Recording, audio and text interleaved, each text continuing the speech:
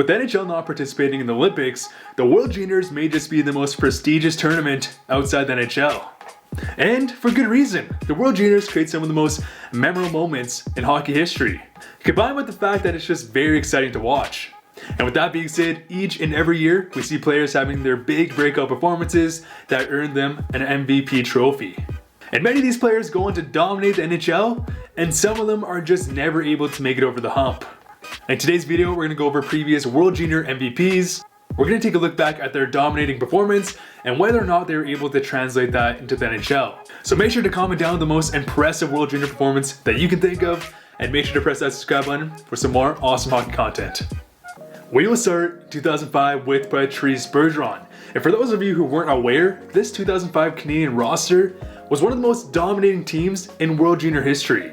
They went 3 games in a row, scoring 8 or more goals, and it swept the tournament and defeated Russia 6-1 to win gold. And for Patrice Bergeron, who was 2 years removed from his draft, he was a monster. His elite two-way game was shining through, and he also led the tournament with 13 points in 6 games. Not only that, he was also part of the double Dion play. Short-handed. Leeson, look out! Footoff had him lined up and just missed him. It's a double Dion. Big rebound, Perry for Bergeron scores! So I guess there's that. And as for today, Patrice Bergeron has had a prolific career, and he'll go down as perhaps the best two-way forward in NHL history. He's a Stanley Cup champion, a future Hall of Famer, so Bergie definitely lived up to his World Junior MVP start to his career. Next, we have 3 years Super League, Evgeny Milken. Do you remember what he said? He goes 3 years Super League. In 2006, Milken was a man playing its boys. Drafted in 2004 right behind Alex Ovechkin, Milken would spend 3 years in the KHL developing into a superstar. So in 2006, Milken would have a monster World Juniors, having 10 points in 6 games. And funny enough, he actually came in second in scoring, right behind Phil the Thrill. But basically, he manhandled everyone in this tournament. And he actually won MVP, even though Team Canada won 5-0 in the gold medal finals. And of course, Milken has had a very historic career, and once again, Milken has lived up to that MVP title, as Milken will go down as one of the best Russian players of all time. Which reminds me actually, remember when a bunch of journals ranked him over Ovi? Yeah, that was pretty crazy. But Milken will go down as a top player in NHL history. Next, in 2007, we have Carey Price. Drafted in 2005, 5th overall, Carey Price had a lot of hype and pressure.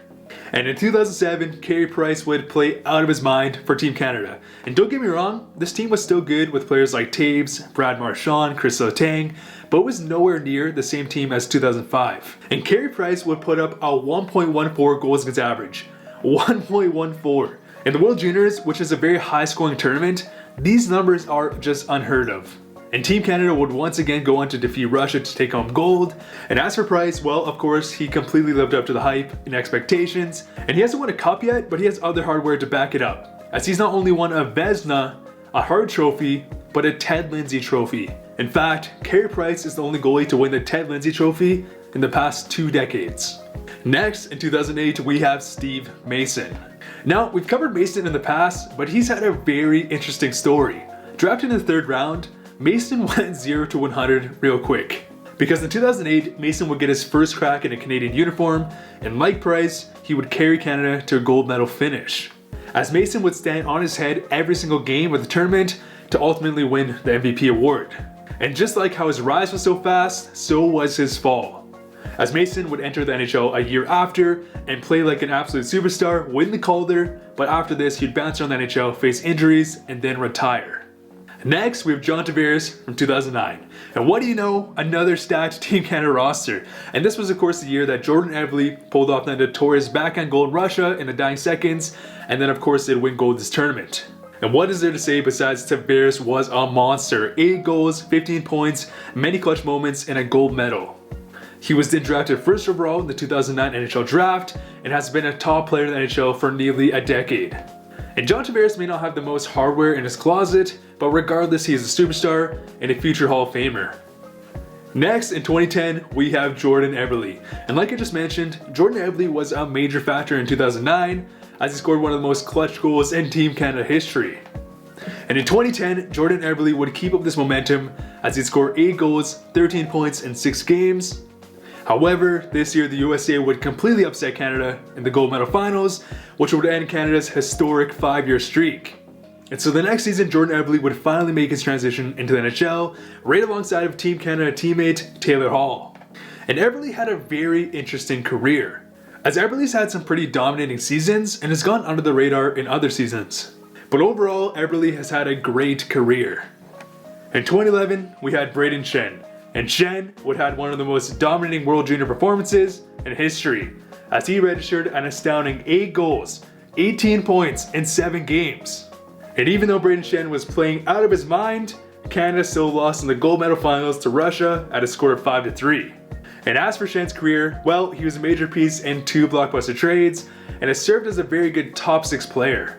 And he hasn't had a superstar career, but he's been very good, usually sitting around 50 to 60 points per season. And of course, he'd be a major piece to the St. Louis Blues Cup run last year.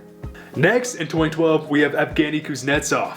And like Milken, Kuznetsov was dominating the KHL as a 20-year-old, captained Team Russia to a silver medal finish against Sweden, and Kuznetsov led the tournament with 13 points in 7 games. And as for his career, well, he took a season to adjust to the NHL, but he broke out in 2016 with 77 points. And since then, he's been a star centerman, and of course lifted the cup in 2018.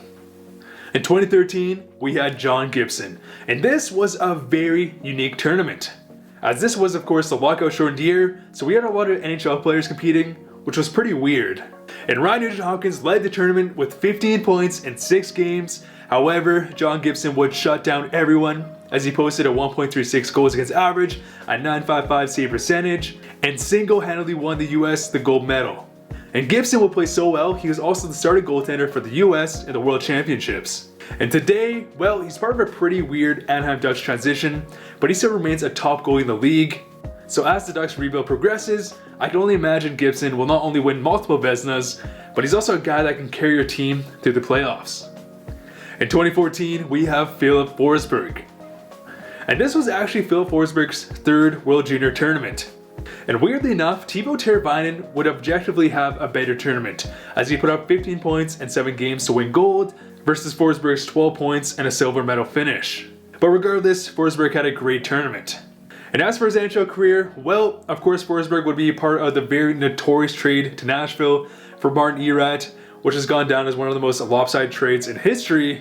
And Philip, ever since he entered the league in 2014, has been a very good 30 goal scoring winger. Next, in 2015, we have our first real wildcard player, in Denis Galda. Galda, an undrafted, undersized goalie, would put the entire Slovakian team on his back, and he carried them to a bronze medal finish in a prolific manner. Because at this point, the Slovaks haven't medaled in the World Juniors in over 15 years, so just an amazing underdog story. And as for today, well, Galda never made it to the NHL, as he played 4 seasons in Liga, and just recently played in the Czech League, so this tournament for Galda was really just that perfect storm. In 2016, we have Jesse Puljujärvi. And Finland this year was dominant. They had Puljujärvi, Sebastian Aho, Patrick Laine, Mikko Rantanen. And Puljujärvi would put up 5 goals and 17 points in a dominating gold medal finish.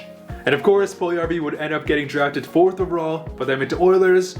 However, his NHL career has just really been all over the place. I honestly feel like Puljujärvi should have spent 1 more year in Liga after he was drafted, because he clearly has all the skill in the world, but he was a very raw talent. But instead he was kind of forced into North America, and he has struggled ever since. And just this past season, Puljujärvi would return to Liga, and he produced extremely well. And so I guess, what is your opinion on Puljujärvi? Will he ever get back on track of being that elite goal scoring winger?